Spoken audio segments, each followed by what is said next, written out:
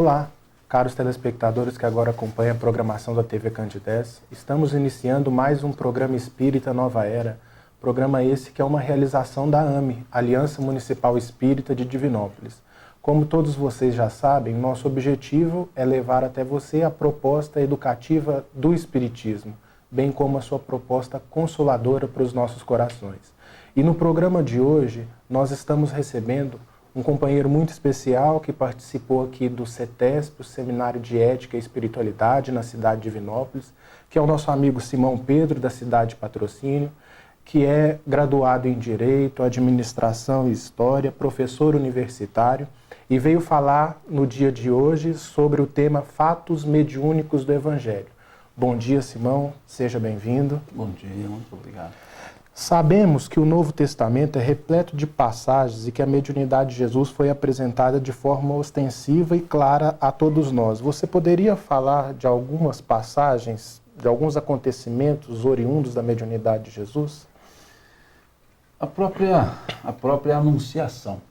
Se nós observarmos o Evangelho de Lucas, nós veremos ali um fenômeno mediúnico de um anjo, que nada mais é do que um espírito, se manifestando a Maria. O espírito Gabriel, ele então se manifesta a Maria e anuncia o nascimento de Jesus. Quando ele diz, salve Maria, né? Salve a mãe de Jesus. Então ali é uma conversa entre Maria e um espírito. Nós temos o anúncio do nascimento de João Batista, que era primo de Jesus, que se dá por vias oníricas, que nós chamamos de mediunidade onírica, que foi Zacarias sendo avisado em sonho. Temos o encontro de Maria com Isabel, em que Maria, grávida, e Isabel também, ela cumprimenta a Maria, salve, ó agraciada do Senhor, e diz, bendito é o fruto do teu ventre, pois quando ouvi sua saudação, o filho que carrego no meu saltou de alegria. Então veja as percepções espirituais, as percepções mediúnicas. Temos o próprio anúncio do nascimento de Jesus feito pelos anjos aos pastores. Quando eles dizem aos pastores, trago-vos novas de grandes alegrias, pois na cidade de Davi vos nasceu o Senhor, Jesus o Salvador. Então veja que antes mesmo do nascimento de Jesus, temos os fenômenos mediúnicos. O nascimento, depois os magos da visitação, ou dessa visitação que eles são avisados em sonhos, mais uma vez a mediunidade onírica, para que voltassem da visitação por outro caminho. Depois as passagens de Jesus em que ele conversa com os espíritos, conversa para admoestar os espíritos, como temos, por exemplo, a passagem do endemoniado gadareno, que Jesus dialoga com um espírito assim chamado no Evangelho, um espírito maligno, e ele chega a Gadara e entabula um diálogo, esse espírito dizendo a Jesus, ó Senhor, filho de Davi, por que vieste nos atormentar antes da hora, antes do tempo? Mostrando um claro processo que nós chamamos no Espiritismo de obsessivo, desse espírito para com aquele homem cujo nome não aparece nos evangelhos, ele é chamado de um endemoniado gadareno. Temos passagem, por exemplo, de um pai que procura por Jesus, dizendo que seu filho foi tomado por um espírito maligno e que ora ele caía na terra, ora ele se jogava no fogo, e que já havia procurado os discípulos de Jesus para cuidar desse filho. E eles não haviam conseguido. E Jesus então repreende esse espírito e o jovem se vê curado. E ele chama a atenção, inclusive, dos apóstolos, dizendo que essa casta de espíritos, deixando claro que há diferentes ordens dos espíritos, ele diz, essa casta de espíritos somente com jejum e oração se expulsa. Então são diversos os fenômenos, como o fenômeno do Monte Tabor. Então temos vários, a transfiguração, vários fenômenos da mediunidade, óbvio, presente em Jesus, do envolvimento espiritual com a vida de Jesus. Moisés, no Velho Testamento, essa questão da temática da mediunidade no Evangelho, Se nós voltarmos a Moisés no Velho Testamento, o profeta estabeleceu algumas restrições ao contato com os espíritos. Com isso, alguns companheiros alegam representar uma proibição da mediunidade. Observando a vida de Jesus marcada por um estreito contato com o mundo espiritual, não haveria uma contradição, já que ele disse não vim destruir a lei? Vejam, nós não precisamos chegar até Jesus para entender essa proibição. Sim. De fato, existe uma proibição. Moisés, ele não recomenda, ele proíbe. Sim. E dizer o contrário é não ler o texto bíblico. No Levítico, capítulo 20, no Levítico, capítulo 19, temos uma proibição. Sim. Ai de ti, se de vós, se vos dirigires a um evocador de mortos. Virarei meu rosto contra vós e vos banirei da face da terra. Isso está escrito lá no Levítico, capítulo 20. No Deuteronômio, capítulo 18, nós temos escrito também uma proibição. Não se ache no meio de ti quem faça passar pelo fogo o seu filho ou sua filha, nem quem se dê aos algoros, à magia, ao feiticismo, à evocação dos mortos, pois o Senhor abomina tais práticas. Então, há de fato a proibição. O que não se observa quando se traz essa ideia da proibição é perguntar o que se está proibindo. Sim. Se é o contato com, aspas, os mortos, ou se é a forma do contato com esses mortos. E onde nós podemos buscar elementos para responder essa pergunta? No livro de Moisés, no livro Números. Moisés escreve o Gênesis, Êxodo, Levítico, Números e Deuteronômio. E lá no livro Números, no capítulo 11, temos lá uma narrativa, um fato, que vai nos explicar claramente o que se estava proibindo. Existia na comunidade um grupo de 70 anciãos, aos quais era permitido o uso dos dons proibidos, o uso da profecia, da evocação. E aí eles estavam reunidos num dado momento, em uma tenda, já que eles sempre tinham que se reunir sob a tenda, esses 70 anciãos, e terminada a reunião, eles saíam e chega uma pessoa para Moisés dizendo: Senhor, eis que 2 que não fazem parte dos 70 estão usando os dons proibidos, estão profetizando. E Moisés e Josué diz o seguinte: vamos repreendê-los.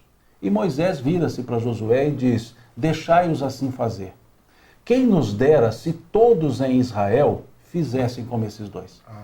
Então veja que Moisés, ele mesmo explica o que se estava proibindo.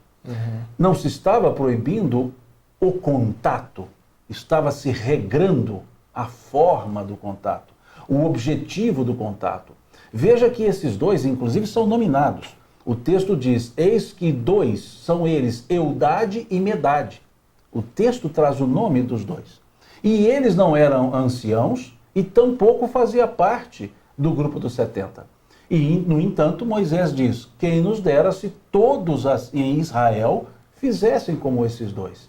Então vejamos que Moisés permitia aos 70 e a esses 2. E a chave está quando ele diz: fizessem como esses 2. Então o proibido não era o que, era o como, era a forma, era o objetivo.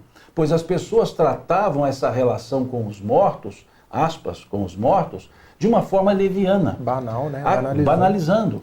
Há que se lembrar que é um povo que havia saído do cativeiro do Egito. Um povo que havia tradições míticas e tradições místicas naquele convívio politeísta do Egito. Uma constante manifestação das divindades, por assim dizer. Então Moisés tratava de apresentar regras e, revestindo-as de poder divino, apresentava essas regras como que para diminuir essa influência do período do cativeiro. Veja que a influência era tão forte que o tempo que Moisés ficou no Monte Sinai e desceu depois com as tábuas da lei, nesse ínterim, essas pessoas construíram um bezerro de ouro para cultuar. Tamanha a fixação cultural. Então Moisés tinha leis duras, leis mosaicas, revestidas de caráter divino, para que as pessoas deixassem de ter aquelas ideias politeístas. Então criou uma regra, uma série de proibições. Mas fica claro que a proibição do Levítico 20 e do Deuteronômio 18, que são somente as duas, não se tratava do ato, se tratava da forma. Sim. Como aconteceu com Saul. Quando lemos o primeiro livro de Samuel, em que se narra a Saul consultando uma pitonisa, chamada pitonisa de Endor, e essa pitonisa evoca o espírito Samuel, a pedido de Saul. E Samuel admoesta Saul, como atreves a me chamar. Mas por que ele admoesta? Porque Saul evoca Samuel para fazer uma consulta sobre o resultado da batalha do dia seguinte. Sim. Ou seja, como ousas me chamar para motivos fúteis? Sim. Então esse é o elemento que foi proibido por Moisés. E não podemos dizer que não foi proibido. Foi proibido. Eu vejo muitos espíritas tentando explicar, não teve proibição. Teve. Sim. Só que teve também a permissão. E a permissão está no capítulo 11 do livro Números, também Sim. da Lavra de Moisés. E aí você trata Jesus. Sim, aí Jesus vem e segue, né, com a sua própria assertiva, eu não vim destruir a lei, mas dar-lhe o seu verdadeiro cumprimento. E Jesus, por diversas vezes, tem atos de relacionamento com o mundo espiritual, como esses que nós já citamos aqui. A banalidade, você coloca, da mediunidade, inclusive o comércio também, né? Questões financeiras que se estabeleciam pelo contato com esses oráculos, com médiuns, né? Banalizando ainda mais a mediunidade. Eu me recordo da pergunta 796 do Livro dos Espíritos, e fazendo um paralelo aí com o que você falou, da severidade das leis penais. Se ainda é importante a severidade das leis penais. E a resposta dos espíritos é que, para uma sociedade depravada, a severidade das leis penais ainda é importante. O problema é que tenta punir o mal depois de feito e não educar. Fazendo um paralelo com Moisés, talvez a proibição naquele momento, através de leis severas, era necessidade da época. Sim. Pelo depravamento da sociedade da época. Um povo que tinha uma cultura cativa. Com certeza. Agora, as próprias leis penais, elas não são punitivas. A pena, ela tem 3 efeitos. Esse punitivo nós chamamos de retributivo. Mas ela tem o efeito educativo e o efeito preventivo. Olha-se mais o aspecto retributivo, que é no sentido estrito que você deu a palavra, porque nós somos ainda muito apegados a punir. Sim. Mas a pena tem a função de educar e alertar. E a mesma lógica dos códigos. O código mosaico, ele é punitivo. A gente diz que as leis mosaicas, elas tratam a posteriori dos fatos. Há um fato e há uma punição. As leis que o Cristo trouxe são preventivas e educativas. Então, é o próprio processo da evolução da pena, da ideia de pena. Então, em Jesus não há pena, há o chamamento de atenção para o evitar. Moisés é para o punir. Então, são distintos os conceitos e, obviamente, leis mais duras. Moisés tem uma apresentação de Deus punitivo, Sim. Deus coercitivo, Deus que vinga, como vemos lá no capítulo 20 do Êxodo. Eu sou o Senhor teu Deus, que tirou do Egito, da casa da servidão. Não terás diante de mim nenhum outro Deus, nem a ele prestarás culto, pois eu sou um Deus ciumento. Em algumas traduções mais eufêmicas, sou um Deus zeloso, que puno a iniquidade dos pais nos filhos na 3ª e 4ª gerações. Era o Senhor dos exércitos. E Jesus fala de um Deus que ele chamou Abba. Abba significa papai. Então veja a diferença entre Moisés. Moisés é o Deus legislador, Jesus é o Abba, papai. Carinho, que dizia, quem de vós, se vossos filhos vos pedirem um pão, dará uma pedra. Se vos pedirdes um peixe, dará uma serpente. Se vós, que sois homens maus, fazem boas coisas aos vossos filhos, quanto mais não fará Deus aos seus, sendo Deus toda bondade? Aí você vê a diferença entre Moisés e Jesus. Para você que agora está acompanhando a programação da TV Candidez, estamos apresentando o programa Espírita Nova Era. Hoje recebendo o nosso amigo Simão Pedro, da cidade de Patrocínio, que está falando para a gente sobre fatos mediúnicos no Evangelho. A pergunta seguinte, Simão, nos fala sobre o episódio da transfiguração de Jesus, que segundo as tradições ocorreu 40 dias antes da crucificação, na presença de alguns discípulos. Qual o significado especial dessa passagem? Veja, é até interessante porque guarda relação com a pergunta que você fez anteriormente. Sim. É um fenômeno em que Jesus está com os discípulos, Pedro, João e Tiago, e eles sobem ao Monte Tabor, e ali no Monte Tabor Jesus se transfigura, no sentido estrito da palavra transfiguração. Ele mostra a sua realeza espiritual, ele mostra luminescente, e junto aparecem Elias e Moisés. E há que se lembrar, os dois mortos. Pode-se até objetar que Elias não morreu, ele foi ascendido aos céus numa carruagem de fogo, que assim está no livro de Elias. Mas Moisés não, Moisés consta a sua morte. E óbvio, Elias também. Mas, vejam, Moisés, que em tese proibiu, ele se mostra. Então, se houve uma derrogação de lei, foi feita por ele. Sim. Porque ele derrogou, porque ele se apresenta depois de morto para conversar com Jesus. E conversam, e a aparição de tamanha tangibilidade que os discípulos disseram para Jesus: Senhor, que bom que estamos aqui convosco, pois assim poderemos levantar 3 tendas, uma para o Senhor, outra para Elias, outra para Moisés. Então, uma manifestação mediúnica de alta tangibilidade, pode-se dizer, quase afirmar, uma materialização. Então vejam que é um fenômeno em que Jesus simbolicamente mantém um diálogo de realeza, porque Moisés é o patriarca, Elias o profeta. Sim. Elias aquele que viria antes do Senhor. E não aqui entramos no mérito de João Batista e Elias, não é isso? Mas vejam, Cristo se transfigura, Elias está com ele. Cristo se transfigura, Moisés está com ele. Então ali Jesus se colocava junto ao patriarca e ao profeta, para mostrar a sua realeza espiritual. É um fenômeno significativo para o entendimento da dimensão espiritual do Cristo, de Jesus, um fenômeno significativo em termos de símbolo, pois trata-se de 2 símbolos referenciais para o povo judeu, para o povo hebreu. Com certeza. E Jesus foi médium do Criador do Universo na sua missão? Simbolicamente, sim. Né? Um médium de Deus, né? Vamos dizer assim.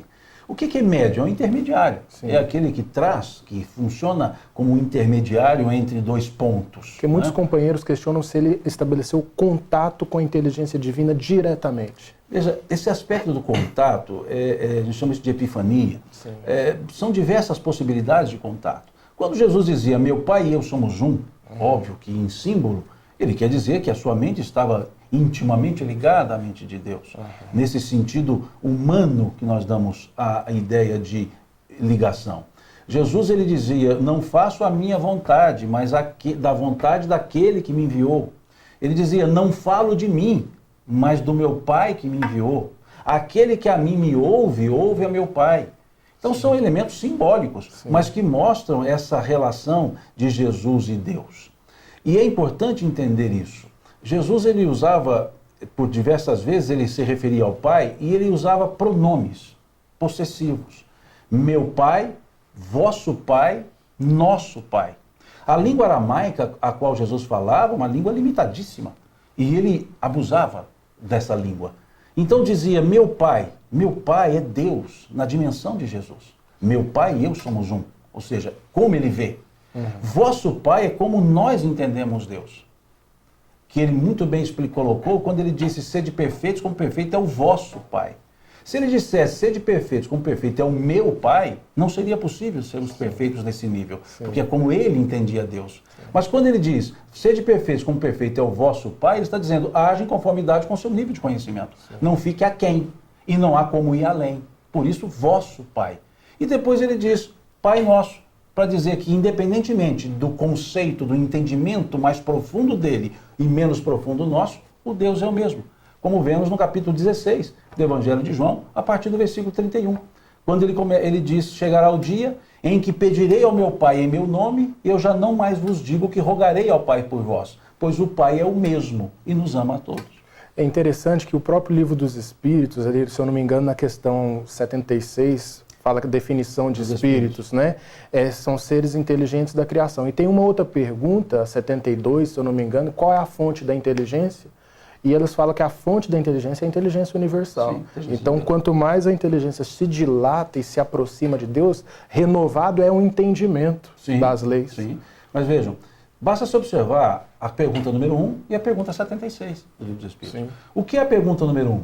O que é Deus? Que, aliás, que é Deus? Não há o artigo definido. que é Deus? Inteligência suprema do universo.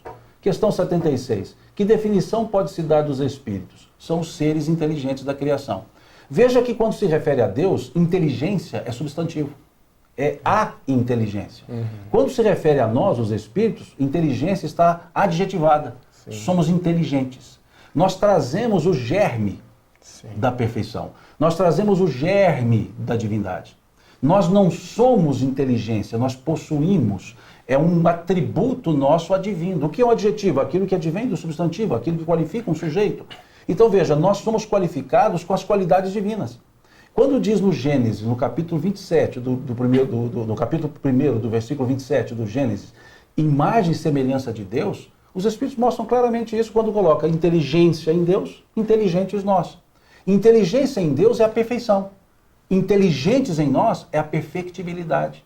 Nós não somos perfeitos, nós somos perfectíveis. E por que somos perfectíveis? Porque trazemos o germe da perfeição em nós. Por isso a evolução é um determinismo. Não há como não evoluir se eu trago o germe da evolução em mim.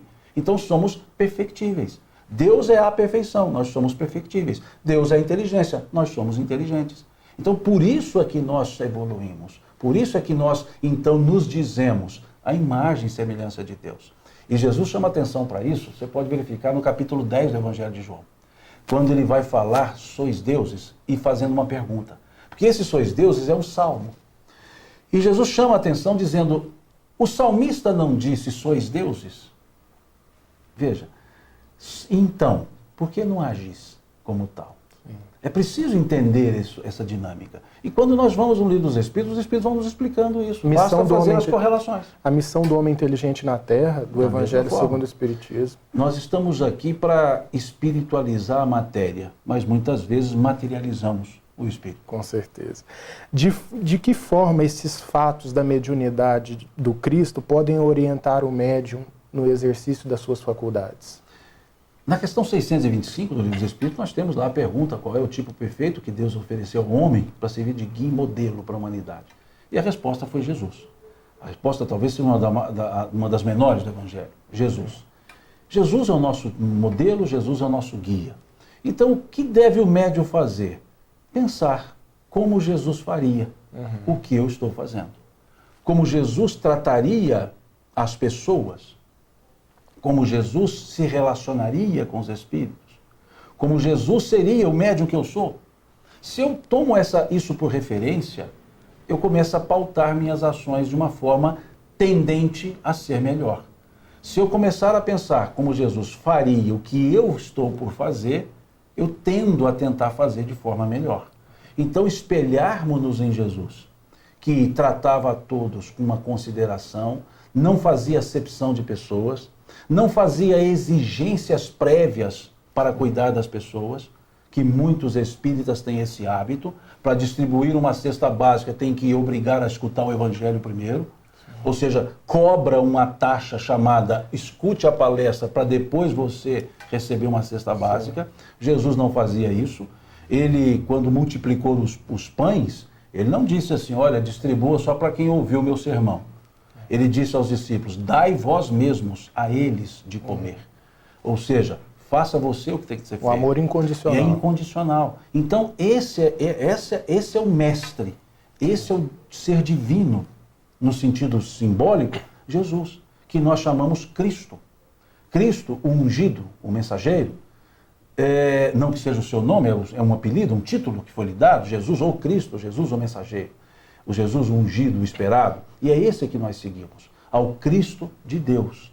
Então, que o médium se espelhe naquilo que Jesus demonstrou, na sua humildade, na sua amorosidade e nos seus exemplos, que ele nos trazia diversas vezes. E preocupado em que as pessoas aprendessem, em vez de apenas observar os fenômenos. Porque ele chamou a atenção dos habitantes de Cafarnaum, aos habitantes de Betsaida. Quando ele dizia, ai de ti, Cafarnaum, ai de ti, Betsaida, se as coisas que aqui fiz tivessem sido feitas em Tiro e Sidom, eles teriam crido. Ou seja, Tiro e Sidom, cidades da Fenícia, que eram conhecidos como gentílicos, povos menores, E Jesus disse, se lá eu fizesse o que eu fiz aqui, eles teriam acreditado em mim. E vocês, com tudo isso, não acreditam. A mesma coisa ele faz com a mulher cananeia, capítulo 15 do Evangelho de Mateus. Quando chega essa mulher e diz a ele, Senhor, filho de Davi, tem piedade de mim, que minha filha jaz doente em casa. E por ela ser cananeia, ele diz a ela, mulher, eu não vim senão as ovelhas desgarradas da casa de Israel. Não convém dar aos cachorrinhos a comida que cai das mesas dos seus senhores. E ela respondeu, Senhor, mas até mesmo os cachorrinhos comem as migalhas que caem das mesas dos seus senhores. Em outras palavras, mulher, eu vim para esse pessoal que entende, que pode entender o que eu tenho que ensinar. Você ainda não está apta a aprender. E ela responde para ele, mas eu não quero o que está sendo ensinado a eles. Eu me contento com o que eles estão desperdiçando. E ele diz, mulher, grande é a tua fé, vai que a tua filha está curada. Ou seja, ele primava para que as pessoas entendessem. Sim. E não fazia acepção das pessoas. Simão, nós te agradecemos os esclarecimentos dentro dessa temática tão rica que hoje a gente apresenta. Agradecemos também os nossos telespectadores que acompanharam aqui esses momentos de enriquecimento, dizendo ainda que nosso programa vai ao ar todo sábado às 9h30 da manhã, com uma reprise às terças-feiras às 7 horas da manhã. Muita paz e até o nosso próximo encontro. Muito obrigado.